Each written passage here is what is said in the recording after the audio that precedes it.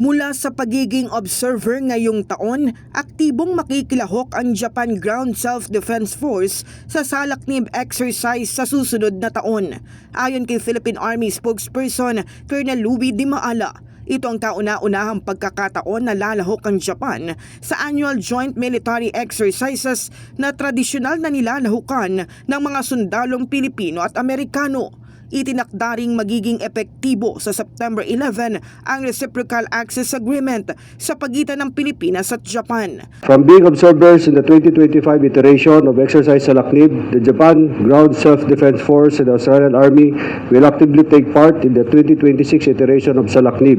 This reflects a broader multilateral defense cooperation and partnership in pursuit for the shared goal of maintaining a free and open Indo-Pacific region. Ayon pa kay Di Maala, magiging malawak ang sakop ng pagsasanay na isasagawa sa Salaknib 2026, kabilang na ang mga larangan ng personnel, sustainment, intelligence, land component command, gayon din ang partisipasyon ng Joint Pacific Multinational Center Philippines.